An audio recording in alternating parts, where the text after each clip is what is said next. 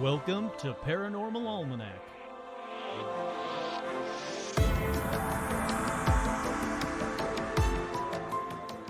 With your host, Kurt Sandvig.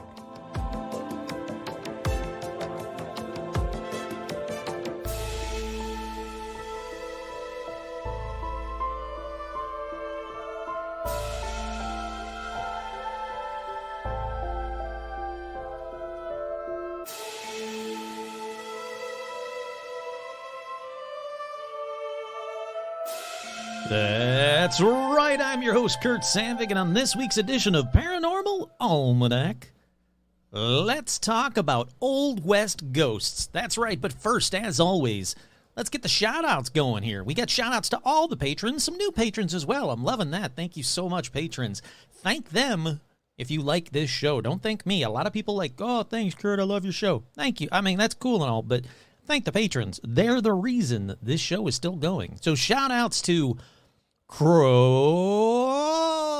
I was trying to do it like MST3K. Clay, Tim, Coxie, Buzz, hey, howdy, hi, Tom, Proletariat. All right. Lobita Works, Glacier Main, Isabel, Jen, Stacy, Tamara, Amber, Gary, Tracy, Matthew, Sandy, Kelly Joe, My Grands, Crypto, Menace the Beast, Kick-Ass Robot, I almost screwed it up. Kick-Ass Magic Robot Webcomic, Sandy, Paige, Cow Sean, Andrew Scott, Andrea, Devin, Melody, Ricardo, Vicky, Christopher, Vanessa, Marisol, Liam, Roger, Michael, Terminal Animal, Alicia, Becca, Jake and the Beasties, Elizabeth, Wojtek, Sherry, Artmuth and Trudy, Tim, Kenneth, Paul, Ricardo, Ian, Armor Times 10, Alexandra, George, Seth, Zozo the Demon, Hayden, Cindy, Kim, Ashley, What's That, Carrie, Robin, Will, Lorna, Phil, Mangano, Russell, April, Isabel, Audra, Dorian, Cindy, Bob, Stacy, Paula, Jerry, Leo, Scustin, Lindsay, Han, Megan, Matt, Jeff T, Harley, Suzanne, Joe, Lawrence, the Lawrence Strawn. Hey, howdy, hi. She helped me design that. Not helped me. She basically was the person who designed that We Don't Talk About Zozo t-shirt, the new shirt that's on TeePublic. I'll talk about that later. Veronica, Autumn, J. Mark Manning, Carolyn, Martin, Jade, Nanashi, Chuck, Todd, Jamie, and Elijah Hendrickson, Dan, Laura Pitts, and Gamer Fan. With, of course...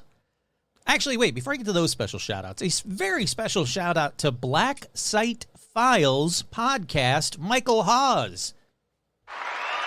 I'm very applause happy today. And as special shout-outs, as always, to the best, Joe Teague and Stitch. Alrighty, I want to talk about a little bit about that Black Site Files, though. I just did an episode. He reached out to me on Twitter and was like, "Hey, I would love to have you on the podcast." And seemed like cool guy. I almost said cool kid. I mean, he's younger than me, so seems like a very cool guy. So I was like, "Yeah, you know what? Fuck it, I'll do it. I'll be a guest on his show," and I had a blast doing it. So make sure you check out Black Site Files. I did an episode with him. And this is actually almost like a companion or sister piece episode to that one because his episode was about ghosts of the Old West. And I said, you know what, I kind of dig it. I like that idea. I had this stuff kind of laying around. Haven't really done anything with it or organized it. It's about damn time I did organize it. So I said, you know what? If you listen to the episode, you'll find out at the end. No, that's it. You know what? I'm going to tease it that way. Just listen to the episode and find out why I decided to do this episode this week. But yeah, check it out. Black Site Files. Had a blast doing it. Cool guy. Alrighty. Let's see. Merch. Head on over to teepublic.com because yesterday, the newest 200th episode limited edition shirt just went up for sale. And everything on there is on sale right now. So teepublic.com/store/paranormal almanac, something like that. You'll find it. It's easy to find. But not only did I do the newest limited edition 200th episode shirt, I actually did 5 more shirts. 5 new shirts are up for grabs, for sale, whatever you want to call it. Yeah, they're on sale. They're for sale on teepublic.com. So check them out. There's a lot of cool styles. One of them, a few of them I really want, but one of them I really, really want. So I'm going to have to buy it. Actually, I'll buy it today as soon as I get done with this. Kurt here. I almost forgot before I released this episode. Like, I was just about to release the episode, and I was like, oh my god, I didn't do a Hand of Fate update. I don't have the music ready. It's just, I added this afterwards. Hand of Fate update. There was actually a really cool Hand of Fate update. I got a brand new, thanks to the patrons, I got a bunch of new ghost hunting equipment, or paranormal investigation equipment. I don't like saying ghost hunting. I'm not hunting a ghost. That sounds like I'm going to kill a ghost. I don't want to do that. But I got a bunch of new paranormal investigation equipment, including a brand new EMF detector. I've got a very cool digital voice recorder. I've got a very cool digital thermometer. I've got a cool FLIR attachment for my cell phone that's supposedly arriving any minute now, supposed to be arriving today, that I'm very excited to use. I've always wanted to have a FLIR, but they're just fucking expensive. I mean, really way outside my price range, and I can't ever fathom spending like $700 or $500, $600, how much ever they are, on a FLIR. But this one was cheaper. It plugs into your phone. It's not as good quality, but apparently it's, you know, very popular among paranormal investigators. So I figured, you know what? I've always wanted one. Now's the time to do it, because thanks to the patrons, that's where their money was going to this month, was getting some new paranormal investigation tools. But so I got them, and I was playing around with the EMF detector, and it's very cool, very well made one. Really, I really like it. Who's it by? Hold on. Let me give a free plug to Eric Hill EMF Tester. I got it on Amazon. It was actually really cheap too, but it's very nice. So I was playing around with it, and I went, ooh, Hand of Fate time. But where the Hand of Fate sits behind me, I was afraid that there's an outlet like below it. I was like, I don't want any outlets messing with my results. So I moved the Hand of Fate over onto this bar that I have. This, by bar, I mean like, you know, like where you can make drinks, bar. That's basically to my, if you ever watched a live episode, it's to my left from the live episodes. Right there, I can reach, I'm touching it now. It's right there. So I moved the Hand of Fate there because there's nothing electrical on there. There's no lamps that are plugged in. I mean, there's nothing electrical over there. So I was like, cool, there's going to be no interference whatsoever. I put the Hand of Fate over there, picked up the EMF, and then I shot a video. You can watch it on Facebook. I'll throw it up on the Patreon as well if I can figure out how. Patreon is not good for throwing videos up. It's actually kind of a pain in the ass. But on the video, you can see me hold the EMF detector, and then I move it and point it at the hand. Again, nothing electrical around it. And it just starts going batshit crazy. I mean, seriously, batshit crazy. And then I'd move it away, and it'd go back down to normal, and I'd move it back to the hand. And I was like, okay, that's weird. So I recorded it and you know, made a video of it, and I posted it up on the Facebook page. And then I was like, I'm going to try it in a few more places. So tried it in a few more places. Same fucking results. So then I was like, all right, I want to do another video. I point the EMF detector right at the microwave. Nothing. Point it at my stove where there's a lot of outlets. Nothing. Point it at the hand, now moved back to where it was sitting. It goes batshit crazy again. Something about that hand causes an EMF detector, electromagnetic frequency detector, to go batshit crazy. And there shouldn't be. There's no battery in the hand. It's just this bronze hand. So it was very weird. I had to share the results of that. And then I almost forgot completely to actually add it to, you know, the podcast where everybody listens. Not everybody's on Facebook, rightfully so. You shouldn't be. Social media is terrible. But, yeah, so now you guys have the update as well. Very odd. I don't know what to think of it. People are like, well, you should get the hand x-rayed. It's bronze. There's nothing in it. I can't imagine that an x-ray is going to come back with, oh, yeah, there's a human bone inside. I mean, maybe. I don't fucking know. But it's a bronze hand. And other people are like, well, you should take it in and get it tested. I don't know anybody that does metallurgical testing. I can't afford to get it done. Then there's some people that say you should take it to a museum. Okay, that one I agree with. That is the eventual plan, is to take it to a museum, tell them the story, and just have them go, well, I don't fucking know what this thing is, because that's what the results are going to be. No museum's going to go, oh my God, that's the Hand of Fate. We've been looking for that. So, but you know, you never know. I'm going to take it to a museum and see what they think, see if they can give me some idea of the age of it, which I don't think they will. I eventually want to show it to a buddy of mine named Grider, who is a master metalworker. I think I've talked about him before on this episodes, and get his impression of it. And then, with the Sean Bishop's help, I want to make a mold of the hand, and then, you know, do a couple of plastic castings of the hand. Maybe sell them. I don't know. I don't want to sell them. Maybe I'll give them away to a patron. I'll give one away to a patron. That's probably going to be the plan. But that's way down the line, because it's I got to buy the silicone. We got to make the mold. It's a pain in the ass. Sean hasn't even hasn't even seen the hand yet. If I remember tomorrow when I see him, tomorrow morning when I see him, I'll try and bring the hand so I can show it to him. But I didn't want to bring it the last time I saw him because his kid was with him, and I don't want to do that. If there is something weird to this hand, I don't want to expose a child to something that could, potentially be really bad. Like a child. Like Elijah, when Elijah comes over, hopefully next week, Todd, Jamie, and Elijah Hendrickson will come over. Elijah can, pick up the hand, do whatever he wants with it because Elijah's cool as fuck. But I'm just saying, for Sean's kid, I don't want to add some bad mojo to someone's life if I don't have to. But, all right, there you go. There's hands update. All right, back to whatever the hell I was babbling about that I've already recorded. So back to you, Kurt. Let's get on over to Paranormal News. Strange things happen every day. Keep a watch out to be on your way. That's just the way the universe moves. But now it's time for Paranormal News.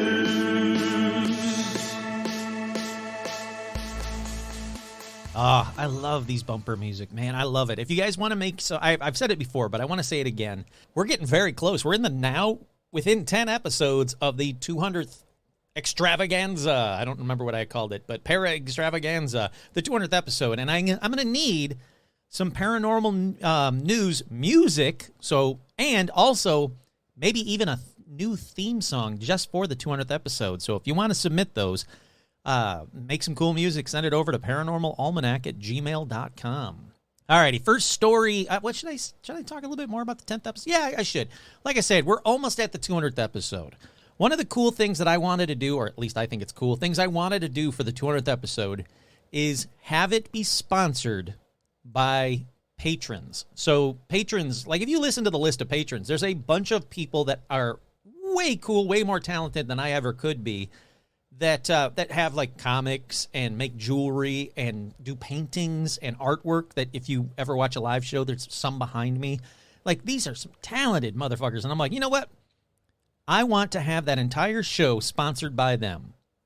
So if you are a patron, you have to be a valid patron. You know what? Nah, I'll even open it up a little bit more.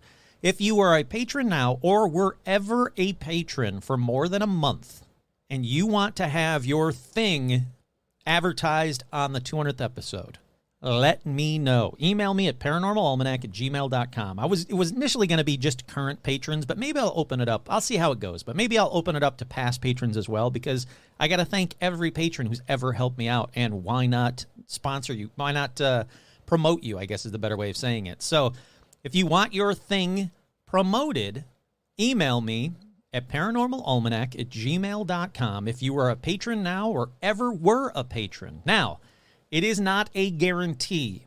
I have right of refusal. So if I think that your thing isn't appropriate or right for this show, it's not a guarantee that I'm going to advertise for you. But let me know, because I'm going to start. You got to let me know soon, because I'm going to start really putting together this 200th episode. I already have been. The outline is just out of control, but I love it.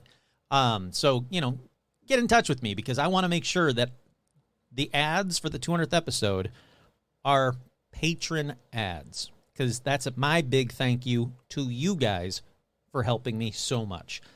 All right, I think that's about it. So for paranormal news, first thing in paranormal news, Paracon. That's con with two N's. That's right, it's Connecticut's premier paranormal convention. It happens July 16th and 17th. Seems like it's going to be way freaking cool. And there's actually a couple of patrons that are going to go to it, or a couple of listeners that are going to go to it. But it's got just about everybody there. It's got John Zaffis, paranormal researcher, nephew of Ed and Lorraine Warren. That's cool. It has the amazing Kreskin. That's neat. It's first ever paranormal convention appearance. He's the world's most famous mentalist. If you don't know who he is, check him out. It has Jim Pedanito, who is the photographer. I'm probably saying your last name wrong. I apologize. The photographer for Ed and Lorraine Warren. That has, it's got a bunch of people. I'm not going to go down the list. You can check it out. Go to the website. It's Paracon with two N's, .wordpress.com. But it's got a whole lot of people. Doesn't have me yet. Maybe next year. Maybe next year they'll ask me to go. And I would definitely go, because I'm going to start getting out there and doing more and more conventions. So if you're listening, conventions or paranormal peoples, This podcast, thankfully, thanks to you guys, is still one of the top 100 podcasts out there. And I cannot thank you guys enough for that. It blows my mind every time I get these numbers that pop in. Most numbers I don't even look at. I'm like, okay, cool. I don't know what that means. But when that number hits, it always blows my mind. So thank you. And check out Paracon too. If you're in Connecticut or around Connecticut, July 16th and 17th, I would say buy your tickets now because it sounds like it's going to be a blast. Up next in paranormal news, a bummer of a paranormal news story that one of the listeners was like, hey, did you see this? One of the patrons. And I was like, fuck, man, this sucks. I talked about the Holly Hotel a while ago. It's a hotel in Michigan that I've really always wanted to go to. It's a haunted hotel in Michigan. It's a beautiful old hotel. Sadly, it caught fire. A crew battled a large fire at the historic Holly Hotel. That's right, a massive fire broke out in downtown Holly this past Tuesday afternoon. It's a historic landmark in the village located at 110 Battle Alley, or Ally. It is one of the buildings in the area that caught fire. Parts of the buildings were destroyed. Yeah, it seems like it really got the brunt of this horrific fire. Around 4 p.m., there was apparently an electrical shortage at the back end of Battle Alley Arcade Antiques. No major injuries, so that's a good thing, but several firefighters were hospitalized with heat exhaustion. So, many thanks to the firefighters. They do an amazing job, an incredible job. But one person at the scene said, it's kind of sad. I lived in Holly all my life. It's going to be different. The fire took out power in much of downtown Holly. It does have emotion to it. You feel tied to it. Going in these buildings as a child, it's a horrifically sad thing. I hope they can rebuild, and I hope I can actually go to it one year because, like I said, I've always wanted to go to it, and frankly, it's a shame. It's a historic, haunted building that, it's such a shame. All righty, up next in paranormal news, and I use this first word. This first word I'm going to say in this story has the biggest air quotes around it ever. Psychic Uri Geller claims NASA is lying about Mars discoveries and aliens. That's right. Good old spoonbender Uri Geller has questioned recent NASA discoveries on Mars and has argued that UFOs have crash-landed on the red planet. It's definitely not natural or Mars-made. Any rational person, any logical person will tell you it can't be a rock, and it's a twisted wreckage of something that he wrote on his social media, sharing a picture from the Mars rover. He's also previously claimed that aliens have carved a Martian doorway on Mars using laser beams. Look, are there probably structures on Mars? Yeah, probably. There was probably a civilization on Mars. It was very Earth-like for a very long time. Does the photo that he chose look like wreckage, or does it look like a rock? Answer, or spoiler, it's a rock. Every time, like Coast to Coast or spoon-bending alleged morons post about stuff like this, it's always a rock. I guarantee you there's going to be shit that's going to be found on Mars. But the photos that you guys keep saying, like, look at this, it's obviously bent wreckage from a UFO. Really? Is it behind the rock? Because I only see a rock. Look at this. It's obviously a statue of David on the... Really? Because it looks to me just like a rock. It's pareidolia, people. It's a rock. Are there doorways? Sure, probably are. Is the doorway he chose? No, it looks like a doorway. It definitely doesn't look, or looks like a rock. It definitely doesn't look like a doorway that's been carved by laser beams. You know why? Because I don't know what a rock doorway that's been carved by laser beams even looks like. So, no. Already up next in paranormal news. Milky Way has 4 malicious alien civilizations that could attack Earth, claims researcher. The researcher pinpointed the exact source of the WOW signal, which was detected in 1977 and was a strange minute-long burst of radio energy. Look, the WOW signal, that happened. We still don't know what it was. But this guy says there are roughly 4 malicious extraterrestrial civilizations in the Milky Way that could attack our planet. Per Vice, Alberto Caballero, awesome name, a PhD student at the University of Vigo in Spain, has said that he pinpointed the exact source of the WOW signal. He explained that the Big Ear telescope at Ohio State University received a burst of radio waves that lasted 1 minute and 12 seconds. It's known as the WOW signal. Over the decades, researchers have tried to study the signal and its origins. Now, in his paper titled Estimating the Prevalence of Malicious Extraterrestrial Civilizations. That's a good title. Mr. Caballero claimed that he had pinpointed the exact source. He believes it originated from a sun-like star 1,800 light years from Earth. Mr. Caballero's research is considered to be more of a thought experiment. The researcher said that the aim of his paper is to warn other scientists and put a number to the civilizations that could possibly revert to the messages we send out. Yeah, sure, I can get that. In putting together his study, Mr. Caballero counted the number of invasions that have happened on Earth, including the WOW signal, and then applied this to the estimated number of exoplanets in the Milky Way. By his calculations, the number of civilizations that could possibly invade our planet is 4. Okay. He warned scientists to use caution in using the practice of messaging extraterrestrial intelligence, METI, for fear it could provoke an alien invasion. Now, sadly, Mr. Caballero isn't the only one who has thought this. There's been many scientists who have said, like, you know what, we probably don't want to poke the bear, if you will, about sending out signals, because if they can travel that distance and make their way to Earth, chances are, like the Pilgrims or the white people or Spaniards or however you want to say it, they're going to get here. We're going to be the primitives, and they're going to attack. Hopefully that's not the case. Hopefully they're so advanced that they just go, these monkeys with nukes are sending out nude pictures again, like whatever, sending out songs to us again. Let's not go there because look at them. That's my hope. But let's see, where was I? However, as per the New York Post, the researcher also concluded that the odds of extraterrestrials wiping out the human species is about the same as the Earth being hit by a planet-killer asteroid. He wrote that such an event takes place once every 100 million years, so humans are in all likelihood safe for the time being. I don't know about that. He also stated that there is likely fewer than one malicious extraterrestrial civilization in the Milky Way that has also mastered interstellar travel.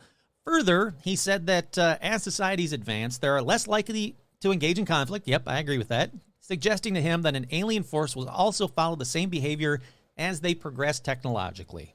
He hopes that his research will help start a conversation about whether it's actually risky to send messages into space. His research comes amid a time when the U.S. government has taken seriously increasing signs of extraterrestrial life, though there is still no definitive proof. Yeah, I mean, look, some of the stuff I agree with the guy. I think it's a very bold statement to be like, look, I know how many bully aliens are out there. They're going to kill us. And it's 4. Yeah, it's 4. Look, I know there's billions of habitable planets out there, and a good chance that they're way more advanced than us. But there's 4. You got to watch out for these 4. The rest of them, they're okay. I don't know about that. Alrighty, another odd one in paranormal news. Nothing to worry about. DALL-E. If you don't know what DALL-E is, DALLE. Actually, it'll probably tell you in the story in a minute. I'm just going to read you the headline. DALL-E has created a new cryptid named Krungus. Alrighty, so last month, an artificial intelligence researcher caused a bit of stir when he suggested that text-to-image generator DALL-E 2 had created its own secret language. That is creepy, because if you've seen any of the photos that people have been posting from DALL-E, DALL-E, they are weird, and it's so popular right now you can't even get to it. DALL-E's always busy. Like, I want a photo of Indiana Jones punching out Margot Hemingway. Like, I'm trying to think of the most random things to put together, and then DALL-E will paint it, and it looks all funky and weird and creepy. But so yeah, DALL-E might have created its own secret language recently. That's creepy. But now they're saying that DALL-E appears to have invented an entirely new cryptid named Krungus. All hail Krungus. Alrighty, so comedian Guy Kelly was messing around with DALL-E when he decided to put in the prompt Krungus. Krungus. He says, I really enjoy coming up with words, names, things that sound satisfying and evoke a feeling of a thing. Krungus, Plumph, Crudge. So I was lying in bed at 2 or 3 in the morning, and I thought, ooh, I should come up with some of those names that sound like a monster to me into this this AI Dolly thingy and see if it agrees with me. He said the plan was to try a few, but I hit run on the site and promptly fell asleep. When I woke up the following morning, opened my phone, and was greeted by Krungus. It was horrible. Well, he's not wrong. So if you go to @BrainImage on Twitter, you can see a photo of Krungus. He just typed in the word Krungus and hit run, and then Dolly went, you want Krungus? I'll give you a Krungus. And it's this troll-like, long-haired thing. And he said, well, I really don't like how similar all these pictures of Krungus, a word I made up, is. Why are they all the same man? Is Krungus real? Have I discovered a secret cryptid? What does Dolly know that we don't know? Yeah. Another person said, you know what? I wanted to try it myself. So he typed in Krungus into Dolly and got 9 different photos of Krungus. So apparently, Krungus is a troll-like looking cryptid, like creepy as all hell. Sorry, I was watching Rum. She's stealing her bacon off of the... Yeah, I'm watching you stealing the bacon off the coffee table. Go ahead, enjoy it. Alrighty, so they said that the fun thing is there's no such monster even exists. The first result for the word on Google reveals that Krungus is the crud and fungus that collects under extremely long fingernails left unmanicured for extended period of time. We've all had Krungus, people. Now, another fun thing is that despite the previous non-existence of this cryptid, Dolly reliably spits out the same monster when other people try Krungus.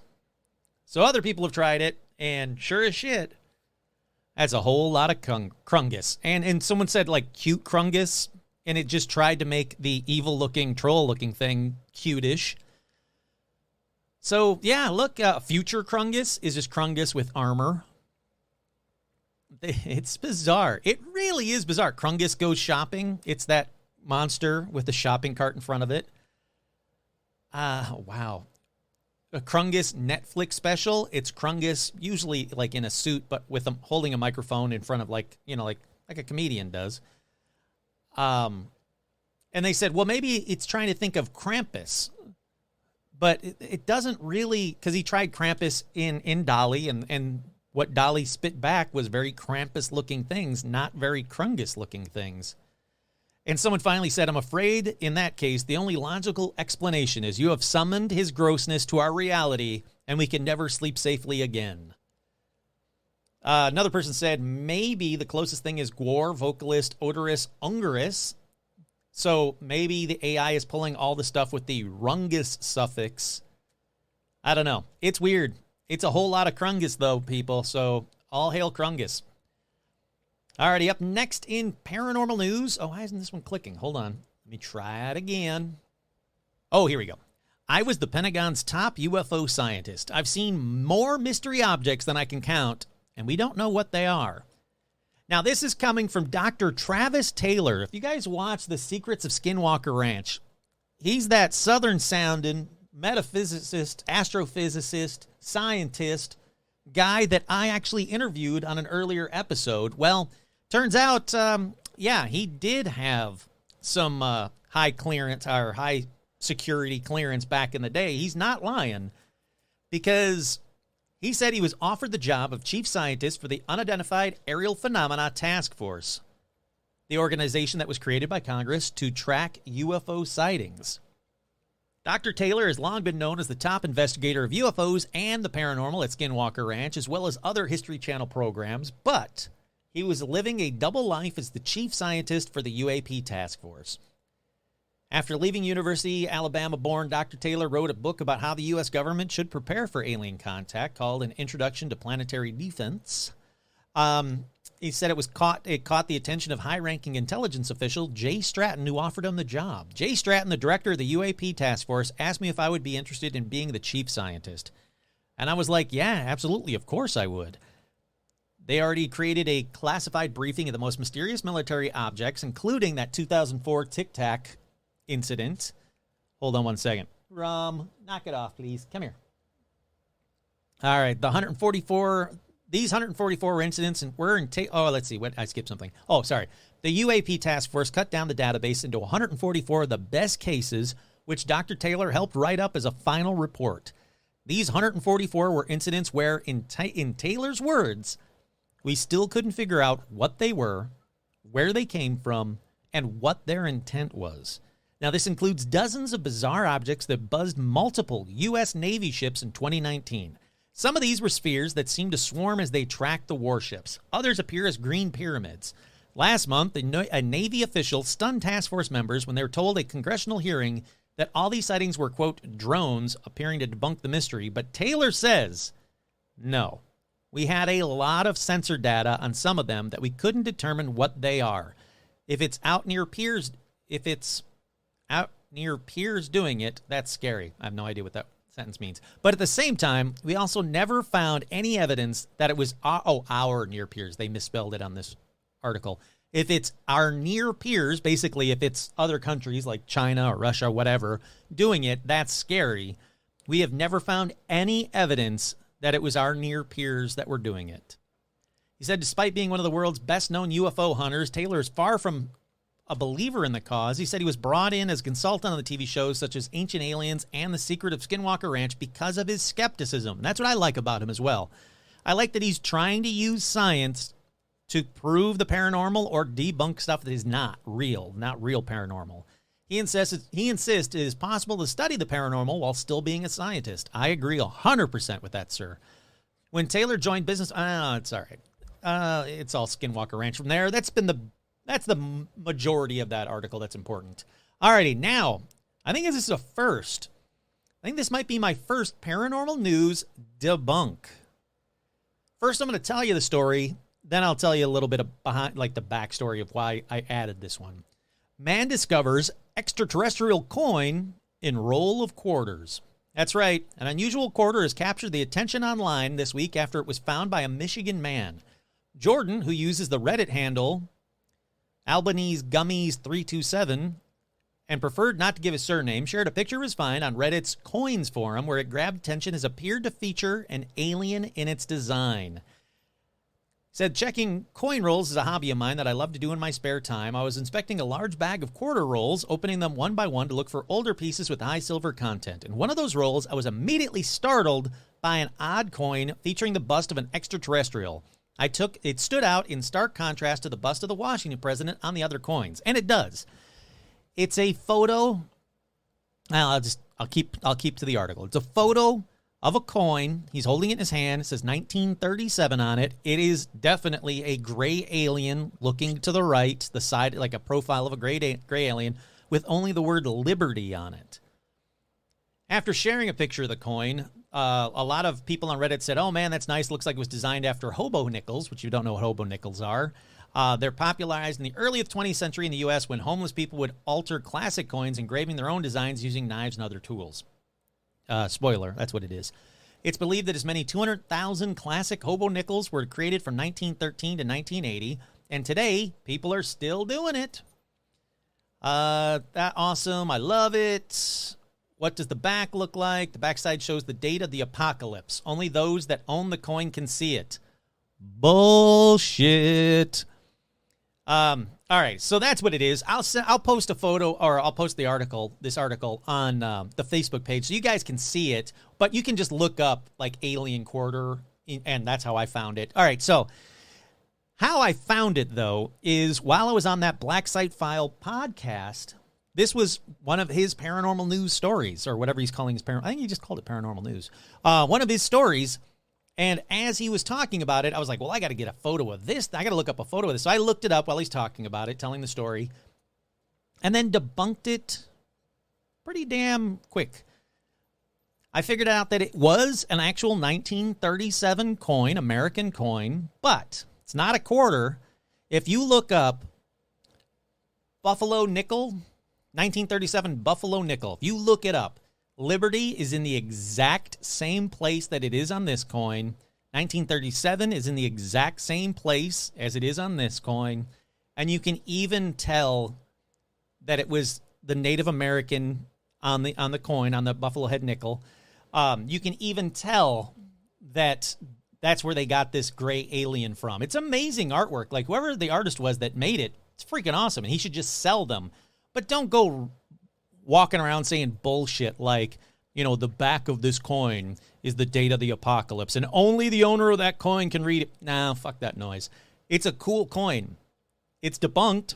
I know exactly what it was. It's a buffalo nickel that someone did a hobo nickel style carving into it. That's very cool, and I would love to have one, but let's stick with the reality, and it's just that. But it's very cool. You guys should take a look at it. Like I said, if you just look up, you know, alien quarter or extraterrestrial coin or Michigan, you know, like add, you know, a few words into Google, you will find it. It's pretty, you know, prevalent out there. But it is sadly not a real extraterrestrial coin with the date of the apocalypse on the back. But still, cool nonetheless. And I got to thank Matthew again, or Michael, sorry. Jeez, man, I'm terrible with names. I'm sorry, Michael. I got to thank Michael again for having me on Black Site Files and then introducing me to this story, because I wouldn't have come across it when I was looking for paranormal news. I missed this one. So thanks to him, I found it. And it's, I think, the first paranormal news debunk out there. Alrighty, let's take a quick break. We'll be right back with more paranormal news. No, more Paranormal Almanac.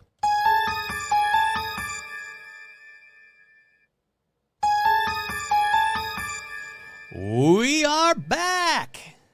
And like I said, after having a great time with Black Site Files and Michael, I figured out why not move this episode up and do a companion piece to his episode. So let's talk about the Old West. More importantly, let's talk about the ghost stories that are connected to the Old West. First, let's talk about some ghosts, and then let's get to where you can go and possibly see or even stay and see some Old West ghosts, because why the hell not? If they're going to have some Old West ghosts, might as well go and see them, right? Alrighty, first, let's talk about dogs, because, you know, dogs are the best. But not just any dogs. These are Old West dogs, or more specifically, the Hell Dogs of Nevada. Yep. I guess not all dogs go to heaven, because there are many stories about the Hell Dogs of Nevada. Basically, starting in around the 19th century, there were stories of ghost dogs being seen all over the Southwest, and especially in El Dorado Canyon. Now, many think the reason behind this is a lot of gold miners often had dogs with them to kind of protect them, protect their mines, protect their claims, and they were kind of vicious dogs. They were guard dogs. Now, unfortunately, many of these dogs were abandoned when the gold veins dried up and, you know, the miners just left. Or worse, they were shot and killed by robbers trying to get the claims. So people think that the Hell Dogs of Nevada are actually just ghost dogs from the Old West still protecting the claims. Now, one person who saw the Hell Dogs near the Shadowlands site said, "For many years, people have come out of this canyon with tales of sightings and, in a very few instances, terrifying accounts of actually being attacked or chased by these alleged ghost dogs while exploring various different mines or towns, blah, blah, blah, in the area." They go on to say, "Curious as to the validity of such tales, my brother and I made the decision to do a little exploring on our own.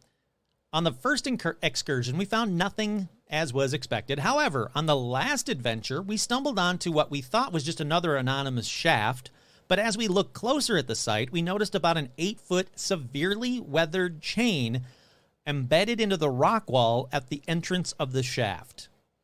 Well, curiosity got the best of both of us, and foolishly, we entered the shaft. There we came upon the bones of what appeared to be those of a large dog. We decided to camp there. Why the hell would you camp there? But as the day was coming slowly to an end, a decision that we would later come to regret. The still desert night closed in as we had dinner and relaxed around our small campfire, but we heard what we assumed were coyotes yipping and calling off in the distance. The atmosphere became thick and very uneasy, and we now felt that we were being watched from a very close distance. What we thought was the nighttime breeze now sounded more like panting or breathing of a large dog in close proximity. Then we heard growling, grating, low, and hateful. I'm reading this word from this guy. He's very flourished. This story is very flourished. The fall of paws on the desert sand now became apparent. They seemed to circle the campsite. We were surrounded. That's when the scratching started. It came from the area where the chain was. The damn chain had moved. It seemed to tug away from the rock wall, pulling harder and harder each time. We fumbled for our gear and stumbled to our feet. Wow, that's like, isn't that the beginning of 9 to 5? We fumbled for our gear and we stumbled to our feet. My brother shone the flashlight at the chain. There were scratch marks in the rock. There would appear to be blood stains on the wall where seemingly the unfortunate dog furiously clawed at the chain's base into the rock itself. All right, simmer down, pal. The chain dropped. Something brushed against my leg, and I struggled to keep my balance. My brother caught me, and we ran like hell towards the car. The fall of canine footsteps and wild panting chased us all the way. I've never run faster in my life. All right, Kurt here. If the dog is bloodying its paws trying to get itself off the chain, how is it chasing you guys for seemingly forever? So much bullshit to the story, but all right, I'll keep going. On the road heading out to the canyon, we were paced for a good 2 or 3 miles at least by what seemed to be a pack of wild strays. We made it home, and I'll never forget the terror of being chased by this pack of spectral hounds. So, yeah, there's a lot to unpack in that story. I don't understand the point of the chain. What is there, just one hell dog that's still chained up and all the others are like, fuck that, let's get these guys? Like, I don't know. There seems to be a lot to this. Why did it come from one all of a sudden to a pack of them? But I wasn't there. Maybe this is real, and he just, like I said, embellished a little bit to make the story a little bit better, which always angers me, because if you have a ghost story, you don't need to embellish it. You have a freaking ghost story. As much as I'd love to see a ghost dog, I don't know if I need to necessarily see these ghost dogs, because it seems like they're still guarding the mines and pretty much should be left alone. So let's leave the poor hell dogs of Nevada alone. Or at least bring them treats. Don't try to, like, go into the mine shaft and mess with their bones. Bring them a treat. Or give them what... They got a stack of bones right there. It's their own bones, but sure, dogs love bones. Maybe that'll work. I don't know. All right, for this next quick one, and it is very quick, let's go to Bannack, Montana. Now, this was another gold rush town that boomed, peaked, and basically was abandoned when the gold stopped. And in this town, there was a guy named Henry Plummer. Now, he showed up, and soon after, he was elected sheriff. He wasn't a great guy. Now, the legend says that Plummer hired a group of gang members who would rob and murder people traveling between Bannack and the neighboring Virginia city. So, yeah, shitty sheriff right there. In 1863, the Montana Vigilantes were formed by local miners, and over the next month and a half, they hanged 24 gang members, and yup, Sheriff Plummer too. Well, people to this day say they see a ghost, and that ghost looks an awful lot like Sheriff Plummer. He's seen appearing and disappearing all over town. Now, I tried to find out more details about his death, but I really couldn't find anything out about, like, if any other law officers were shot. All I could find is they shot the sheriff, but they didn't shoot the deputy. This episode is brought to you by Paranormal Dad Jokes. Paranormal Dad Jokes, jokes so bad, they'll make you boo. Alrighty, up next is the Ship of Death in Wyoming, which is the worst kind of ship to see unless you're in a bad relationship. Zing!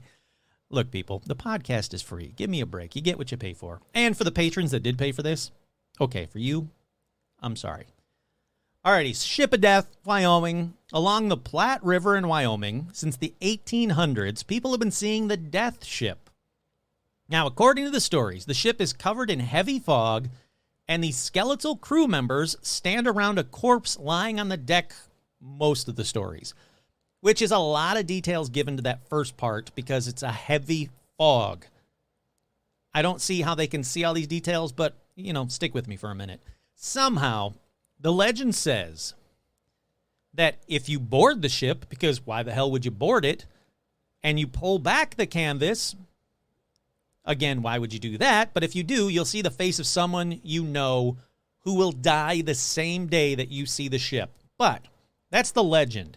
These next eyewitnesses, none of them actually boarded the ship. So good on them for seeing a ghost ship and not going, well, I want to get on the ghost ship. Look, it's not the end of Goonies, people. If you see a ghost ship, nothing good is going to happen. You don't want to be on it.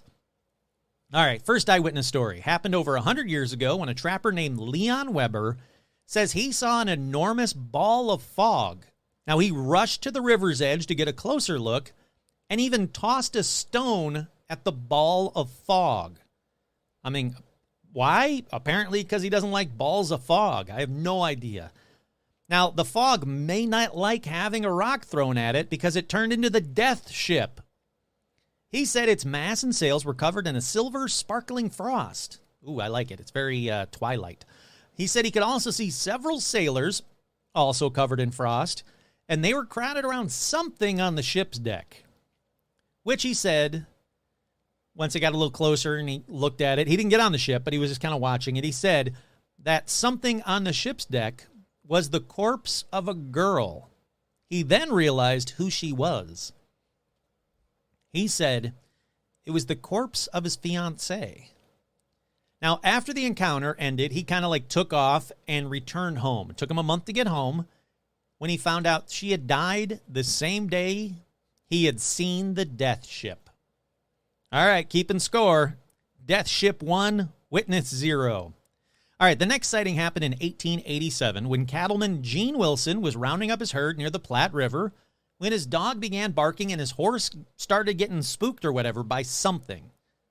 So he tied up the horse. He walked to the banks of the river to see, spoiler, it's the Death Ship. Everybody's going to see the Death Ship. All right, so he said the ship was frozen on the lake and appeared all frost-covered.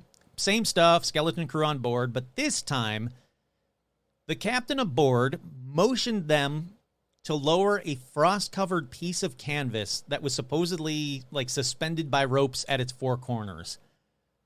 I don't really think he meant to lower it. I think he meant like it was kind of lowered and he kind of had them raise the four corners. But as the bundle reached the deck, oh, maybe it was lowered. I don't know. It's kind of weird. Oh, I guess it could be like suspended. Yeah, I get it. It's a piece of canvas suspended by ropes on the four corners, and he had them lower it. As the thing reached the deck, the sailors drew back the cloth, and Gene said when it lifted or drew back, whatever, he said he saw his wife lying there, which is weird because that's not where he last saw her, and she never mentioned knowing a bunch of skeletons on a ghost ship either, so that's kind of odd. Anyhow, so he freaks out, jumps on his horse, he rides back to his house to find his house burnt to ashes and his wife lying dead about 100 yards from the house. Like, I don't know what this guy Gene did. Did he throw a rock at the ball of fog too? Because he must have really pissed off the ghost ship because it not only took out his house or his wife, but it took out his house too. So keeping score, that's Death Ship. I'm going to call it 3. 2 people in a house. Witnesses 0. Then the next sighting happened in 1912 when Victor Heisey, or Hybe, I don't know, Victor, who said he knew nothing about the Death Ship before this, said he had taken a smoke break from chopping firewood near the banks of the North Platte River. As he held a match to his pipe bowl, he said he noticed the prerequisite bank of fog out of nowhere, and slowly moving down the river towards him was the ghost ship. As it came closer, he said he was amazed to see the swirling mist begin to take the form of the ghost ship, and it seemed to be covered in ice. Now, he said a sail blocked him from getting a clear view, but he could see that there was a crew standing on the deck. He could also hear voices. He said he heard a man's voice asserting that he was innocent and another man's voice responding that they were only carrying out their duty. So he said that instead of seeing a canvas covering a body, he said he saw on the forward deck there was a gallows with a man's body hanging from it. And as you probably have guessed, the body swayed. It turned to show him the face of his best friend, who, in real life, not ghost ship stuff, this best friend had been tried and Victor thought wrongly convicted of murder, But the last that Victor had heard, his friend had escaped from prison and was still out there. But, yep, Ghost Ship, what are we at, 4? Ghost Ship 4, Witness 0. Victor would later find out that the friend had been captured and put to death the same day he saw the death ship. It's pretty creepy. One cool thing I found that I thought was kind of interesting is all sightings of the death ship occurred during the middle of the day, close to the afternoon, not at night or in the early morning when, like fog typically rolls in. And there's actually an organization that tracks the sightings. It's called the Cheyenne Bureau of Psychological Research. They recommend that visitors to the river keep an eye out for the death ship during autumn, as that seems to be the time of year when it makes its most appearances. All right, Kurt here. My recommendation is don't look for the death ship, because it's a fucking death ship and someone you know will die. In fact, my recommendation is don't go anywhere near the Platte River, just to be safe. Don't fucking go near the river. It can't be that pretty of a river. There's got to be other rivers around there that you can go and look at. You don't need to go near a death ship river. And if you do go near the river, and if you do look for the ghost ship, I don't know you, so you better not see me, okay? Fuck off with the little death ship, people. Don't go looking for a death ship. Alrighty. Another harbinger of death. This next one is the death bird, which was very prevalent in the Old West. Legend said it was a Native American belief that if you see the death bird, you would either be forewarned and avoid death or die shortly after. Or, in my opinion, people would see a bird and then either not die or die later from something completely unrelated. Now, the death bird is still seen to this day with absolutely no descriptions online of what it looks like. So I guess while you're avoiding looking at the death ship, also avoid looking at birds in the Southwest, I guess. I have no other information for you. Death ship, bad. Death bird, maybe bad. All right, with that informative piece, let's move on to the lost gold mine. A German immigrant, I'm going to repeat that part. A German immigrant named Jacob Waltz found a massive amount of gold and passed away from exhaustion carrying large saddlebags filled with gold near Superstition Mountains in Arizona. Now, the story goes that the man died. Ever since, people have been looking for the Lost Dutchman's gold mine. Now, look, I swear I've talked about this one before, but I couldn't find it in any of my episodes outlines that I wrote. So I'm not going to go too deep into this one, but I got to say, it's called the Lost Dutchman's gold mine. So it's not the best description ever because he's supposedly German, not Dutch, but it's just as bad because the mine is either in Arizona, could be in California, could be in Colorado, basically anywhere around Superstition Mountain, which is in Arizona, but they don't think it doesn't matter. It doesn't matter.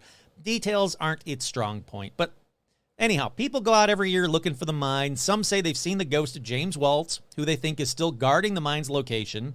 Kurt here. If you see the ghost of James Waltz, you're probably near the right area. So how about you go, oh, okay, well, I saw his ghost here. We all work together. You report where you see him. You get 70%. We'll split the 30%, and we all get the biggest, largest gold vein ever, whatever you want to call it. I don't know. I found a ton of BS on this one, and I really, really think I talked about this one on a Lost Treasure episode. So, yeah, there's a cool ghost named James Waltz. He's not the death bird. He's not a death ship. So I'm going to keep moving on. Alrighty, this next one is a popular ghost that's still seen to this day. For this one, we go back to 1861 to the Buckskin Joe mining camp in Colorado. I got to be honest, I didn't think Colorado was considered Old West, but I guess it is. So I'm going to conclude it on this episode, but with that caveat. Anyhow, there's a popular pretty dancer named Silverheels that was there. The whole town loved Silverheels, but the story goes sad quickly because smallpox basically ripped through the town one winter. Smallpox, terrible, it's bad. Silverheels stops dancing around for them and starts tending to the sick and even helped with the burials and then disappeared. Now, it's thought that she either caught smallpox and was scarred from it, couldn't handle people seeing her like that, or caught smallpox and just died. But guests to this day see a beautiful woman ghost in Old West attire, and it's thought to be the ghost of Silverheels. So that's kind of cool. I like it. It's a very simple one. So if you go to the Buckskin Joe mining camp in Colorado, you might get to see Silverheels, who sounds like she was very pretty and very helpful. So good on Silverheels. Alrighty, for this next one, let's go to the Copper Queen Hotel in Bisbee, Arizona. Built in 1902. It's the longest continuously running hotel in Arizona. That's right, you can stay there. And if you do, here are some room tips and what you might see there. The most famous ghost here was a prostitute who fell in love with one of her customers. Her love was unrequited, and as you all know, if you've ever listened to other episodes, when that happens, they killed themselves. And yep, she killed herself in the hotel and is now a ghost there. She's seen all over the west side of the second and third stories of the hotel. But if you go there, ask for one of these rooms specifically. Room 401, where you might smell cigar smoke and, more importantly to me, see the ghost of an older gentleman with a top hat and a cape. Room 401 is considered the most haunted room here. He can also be seen found lurking around doorways and appearing in shadows of other rooms on the fourth floor, but primarily seen in room 401. They say, look, if you book room 401, there's a damn good chance you're going to see a ghost. Next room, room 315. This one is haunted by the ghost of Julia Lowell. Now, she was a beautiful sex worker who hanged herself, as always, after an unrequited love affair with one of her regulars who refused to leave his wife. Now, her favorite room was room 315. She was very attractive, in her 30s, but nowadays, probably back then too, but nowadays, she often tries to seduce men who stay in room 315 by whispering in their ear or stroking their feet. Yeah, that's right. If you stay in this room, Julia might come on to you. And if she doesn't, not even a ghost woman wants you. Think about that. She's also seen around the second and third floors, usually on the west side of the building. Guests have also seen her dancing at the base of the staircase. Now, another ghost who's seen all over the hotel is the ghost of Billy. That's right, we got a ghost kid on this episode. He was the son of a hotel worker who would always play in the halls and dining rooms with other children. When Billy was about 8 years old, he went for a swim in the San Pedro River. The current took him downstream, and he drowned as he struggled to get back to shore. Now, he's often seen playing in the hotel lobby, but a lot of sites say it's only children who can actually see Billy, or Billy's ghost. But adults can hear Billy, usually laughing, often. And the sounds of him running around the hotel are always heard. But if you want to stay in a room with Billy, and God knows why you'd want to, because as you all know, ghost children are the worst, stay in room 412, where, if you're a kid, you're going to see Billy. If you're an adult, you're going to hear Billy giggling. No, thank you. You're going to see the door handles move. That's fine. I'm fine with that part. And it's said that if you leave some candy out, it'll stop him from hiding or moving your stuff around the room. Yep. Billy seems to love to steal or hide personal belongings, including stuffed animals, wallets, clothing, have all gone missing, only to be found in other parts of the hotel. He also tends to move furniture around the hotel room when nobody's there. Now, one guest claims to have had her room keys stolen, then saw it mysteriously floating in front of her face while she rode the elevator. All right, that's kind of cool, Billy. I got to admit, that one's kind of cool. Now, some guests have claimed to have been tapped on the shoulder by an invisible hand, and if you run a bath or take a shower, you might hear Billy crying. Some say because it reminds him of drowning. I say it's because of how you look in the shower. And that's not all the ghosts, though. Many paranormal investigators say that there may be up to 16 different ghosts in the building and have experienced doors shaking or slamming shut, phantom phone calls, and pictures thrown off the walls. Stuff that isn't the usual, Billy, Julia, or a cigar-smoking man kind of stuff. They think that there are multiple ghosts that are at this hotel. So, the recommendation for this episode is the Copper Queen Hotel in Bisbee, Arizona, because you got the gambit of stuff. Alrighty, let's keep moving on because I'm running out of time here and go to the St. James Hotel in Cimarron, New Mexico, built in 1872. Like everything in the Old West, it had many murders during its decades of operation. It had a lot of famous or infamous guests like Jesse James, Buffalo Bill Cody, Black Jack Ketchum, and more. There are several ghosts that are still here, including the original owner's wife and young son, 2 young girls, a cowboy, and other random ghosts. This is my second recommendation for this episode. The hotel's second floor is the most active, with stories of cold spots, smell of cigar smoke, footsteps, voices, things moving, the usuals. A prior manager said, you never see them, but you do feel and hear them. And then another owner or former owner said that she walked in the dining room and saw a pleasant-looking cowboy standing behind her in the mirror on the front of the bar. That's kind of cool. Room 18 at the hotel is kept locked, though, because it houses the ghost of Thomas James Wright, who was killed at his door just after winning the rights to the hotel in a poker game. Having been shot from behind, he continued into the room, slowly bled to death right there in the room. Sites say that his ghost is very angry and still in the room and does not like company. A former owner or worker, I couldn't really tell, said she was pushed down while in the room, and on another occasion saw a ball of angry orange light floating in the upper corner. Kurt here, what exactly makes a ball of orange light look angry? Did it have an angry face? Like, why is it angry? The room holds only a bed frame without a mattress, a coat rack, a rocking chair, a bureau with Jack Daniels on it, a bottle of Jack Daniels, a basin, a pitcher, handful of cards, an Ace Copenhagen tin, and several shot glasses, apparently. On the wall is a painting of a half-naked woman, and that's about it for the room, but the staff considers this room to be the most haunted, and people are very rarely allowed to even enter the room, but never rent it out. That's cool. Room 17 is where you can see Henry's second wife, Mary Elizabeth. Mary gave birth to her children in the hotel and died there in December of 1926.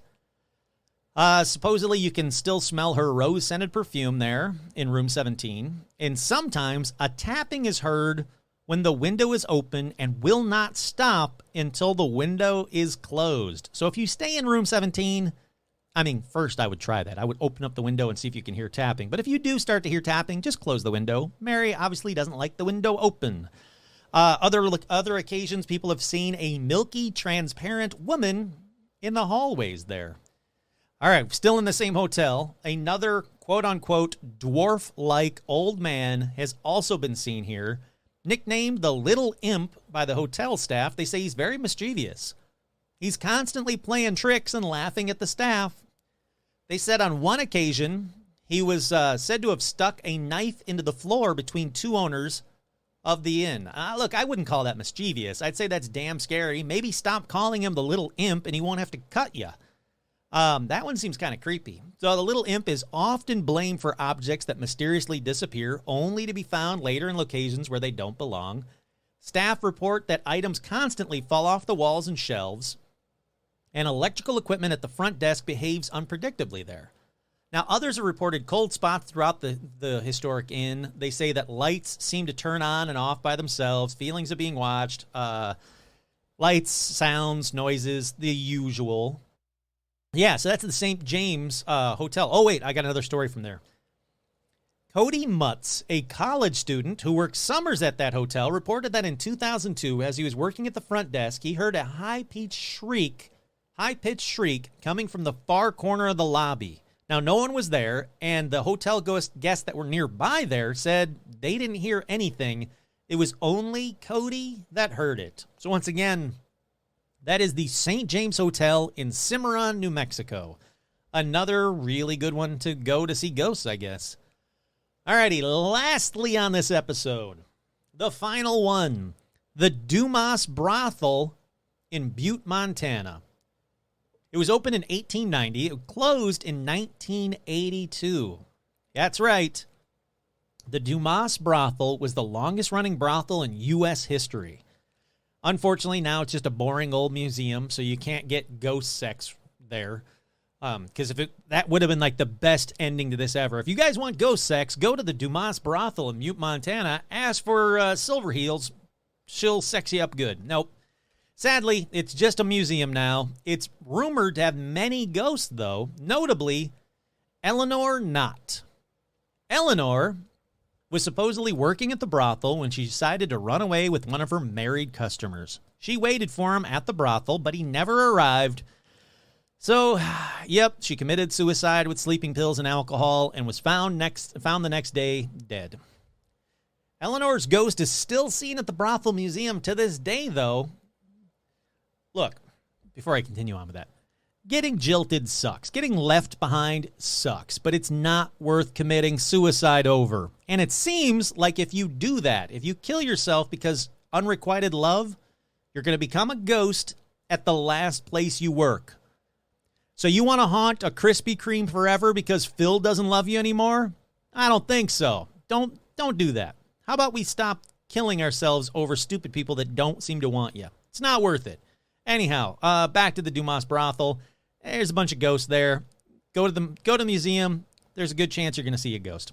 Alrighty, that about does it for this week's edition. What do you guys think? Do you like the idea of going to the Old West, staying at one of these hotels, and possibly having a ghost experience? Because I think it's cool, except for Billy. I'm sorry, Billy. I don't like kid ghosts. But I'll go. I don't know if I want someone touching my feet, though. So, what was her name? Julia? No, thank you, Julia. Don't touch me. You want to whisper in my ear? That'll freak me out. It'll be creepy. But don't play with my feet. I don't like real people playing with my feet. Just don't touch feet. Which one of these places would you stay at? If you had the chance to stay at any one of these, which one floats your boat the most? Speaking of floating your boat, ghost ship. You're on the Platte River and fog rolls in. You going to look for the ghost ship or are you going to run like hell? Me, personally, I'm running like hell. I'm getting the fuck out of there. I'm going to say, wait, this is the Platte River? Why the hell are we at the Platte River? I didn't want to be at the Platte River. I don't want to see the ball of fog. Don't throw a rock at it, Steve. Now you're going to piss. I'm out of here. Fuck you, Steve. Don't see me on the boat. I want nothing to do with it. Where would you guys go? What would you like to see on this list? What would you like to see? That's my question for y'all this week. What else do I got to say about ghosts? I like the Old West ghosts. There seems to be a shit ton of them, and for a very good reason. There was a lot of violent deaths in the Old West, you know? It was way more than you possibly even imagine, I bet. So, yeah, if there is a place that should be this haunted, the Old West, yeah, that seems about right. I'm not too surprised by that. All right, with that, once again, I'm your host, Kurt Sandvik, and this has been another edition of Paranormal Almanac.